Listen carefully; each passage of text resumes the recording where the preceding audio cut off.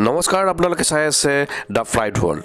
মুখ্যমন্ত্ৰীৰ ঘোষণা, কাহ বলৱৎ হ'বই।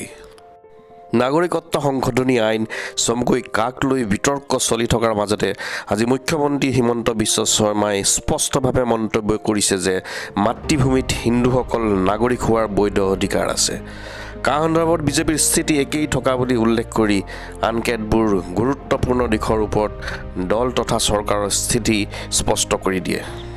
ৰাষ্ট্ৰীয় এক সংবাদ মাধ্যমৰ অনুষ্ঠানত উপস্থিত থাকি কা সন্দৰ্ভত সোধা প্ৰশ্নৰ উত্তৰত ডক্টৰ শৰ্মাই কয় যে কা সন্দৰ্ভত উচ্চতম ন্যায়ালয়তো বিভিন্ন চৰ্চা হৈ আছে, কিন্তু ইয়াৰ সমান্তৰালভাৱে বিজেপিয়ে কাক লৈ প্ৰতিশ্ৰুতিবদ্ধ।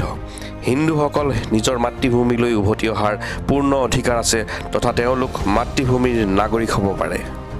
বিগত সময়ছোৱাত হিন্দুসকলে নানা নিৰ্যাতনৰ সন্মুখীন হ'বলগীয়া হৈছে আৰু এই হিন্দুসকলৰ বাবেই মাতৃভূমিলৈ উভতি আহি নাগৰিকত্ব গ্ৰহণৰ সুবিধা প্ৰদান কৰা হৈছে। কাৰ প্ৰতি দল তথা চৰকাৰ সম্পূৰ্ণৰূপে সংকল্পবদ্ধ বুলি অভিহিত কৰি মুখ্যমন্ত্ৰীগৰাকীয়ে কয় যে অচিৰেই কা সম্পৰ্কীয় সকলো নীতি নিৰ্দেশনা প্ৰকাশ হ'ব।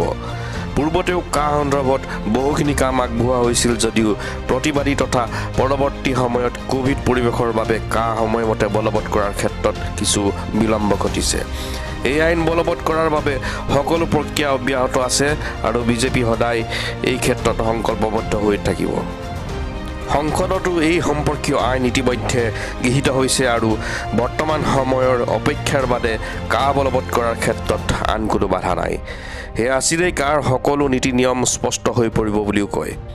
ইফালে কা বলৱৎ হ'লে অসম চুক্তি নস্যাৎ হ'ব বুলি আশংকা ব্যক্ত কৰি উচ্চতম ন্যায়ালয়তো গোচৰ ৰুজু কৰা হৈছে যদিও কেন্দ্ৰীয় চৰকাৰে নিজৰ শপতনামাত উল্লেখ কৰিছে যে কাই কেতিয়াও অসম চুক্তি উলংঘা নকৰে।